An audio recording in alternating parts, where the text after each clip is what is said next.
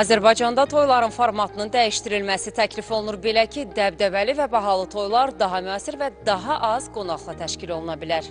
Yeni model 100 nəfərlik məclis bir müğənni və bir DJ-dən ibarət proqramı nəzərdə tutur. Bu da ona görədir ki, son illər toylarda yalnız müğənnilərə ödənilən qonorar bəzən 100 min manatı keçir. Sözsüz ki, bu da toy eləməyə hazırlaşanların öz seçimlərinə və zövqlərinə görə dəyişir. Həmçinin büdcələrinə uyğun, yəni toy eləməyə hazırlaşanlar ilk növbədə şadlıq evləri axtarışına çıxırlar. Öz büdcələrinə uyğun məkanı tapandan sonra isə artıq digər hazırlıqlara başlayırlar.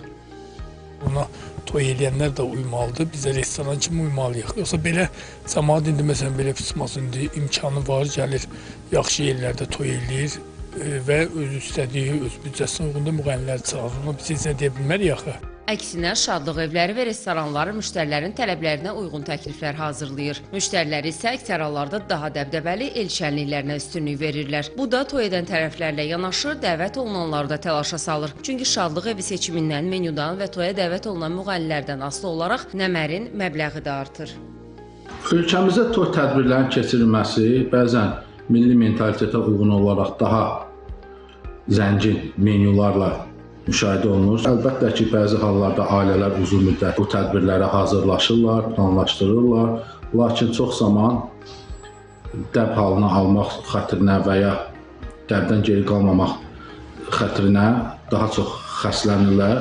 Ölkəmizdə keçirilən toyların xərcləri isə əksər hallarda valideynlər tərəfindən qarşılanır. Bəzən də büdcəyə uyğun atılmayan bu addım hətta toydan sonraki aylarda da tərəflərin borclanması ilə nəticələnir.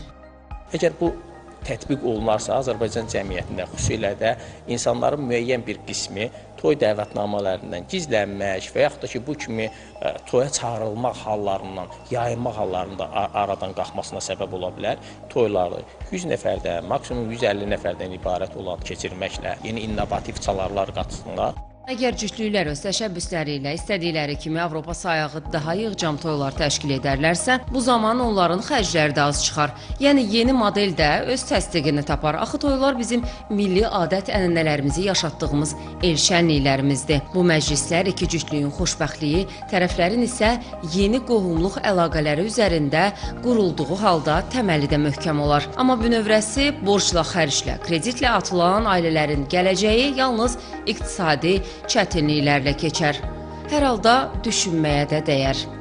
Nigar Babayeva, Nail Şahbazov, Telesəhər.